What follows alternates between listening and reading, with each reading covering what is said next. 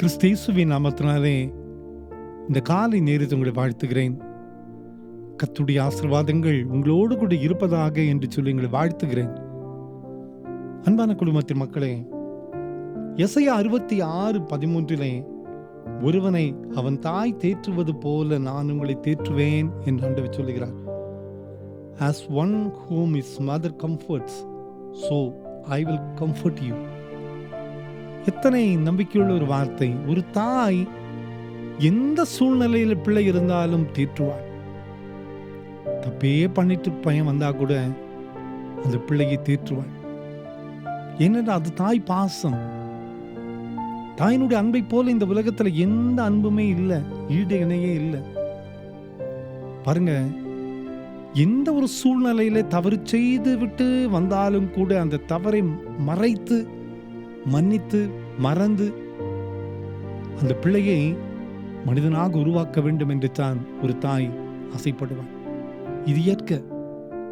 அந்த தாயின் பாசம் என்று சொல்லுகிறோம். தாயின் பாசத்திற்கு முன்பதாக தீமைகள் பாவங்கள் எல்லாம் மறைந்து போய்விடுகிறது. இந்த தவறை தாய் நினைப்பதே இல்லை. என்ன சூழ்நிலை வந்தாலும் அந்த தவறை மறந்து ஒரு புது அன்புக்குள்ளாக தான் தன் மகனையோ மகளையோ வழிநடத்துவதை பார்க்கிறோம். அதனால் ஆண்டவர் சொல்லுகிறார், ஒருவனை தாய் தேற்றுவது போல நான் உங்களை தேற்றுவேன். ஒரு தாயினுடைய நிலையில் இருந்து தாயை விட மேலான அன்பை நம்மீது வைத்த நம்மை தேற்றுகிற ஒரு ஆண்டவர் தான் நம் ஆண்டவர். அன்பான குடும்பத்தில் மக்களே, இந்த ஆண்டவர் சொல்லுகிறார், ஒரு தாயை விட மேலான அன்பை நான் உங்களுக்கு தர முடியும், நான் தேற்ற முடியும். ஒரு சில சூழ்நிலைகளிலே இந்த தாயினுடைய அன்பு கூட கசந்து போய் விடுகிறது. தாயினுடைய அன்பு கூட அநேக குடும்ப வாழ்க்கையில கேள்விக்குறியாய் மாறி விடுகிறது. தாயினுடைய அன்பு மாறவே மாறாது, ஆனா மாறக்கூடிய சூழ்நிலையும் வந்து விடுகிறது. ஆனால் இப்படிப்பட்ட நிலையில ஆண்டவர் சொல்லுகிறார், நான் உங்களை தேற்றுவேன். ஒரு குடும்பத்துல 2 பிள்ளைங்க இருந்தாங்க.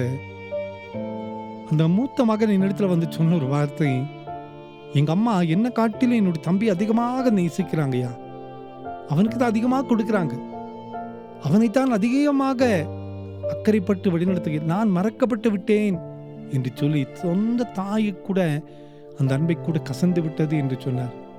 ஆனால் இந்த உலகத்தில் தாயினுடைய அன்பு கூட கசந்து போய்விடும்.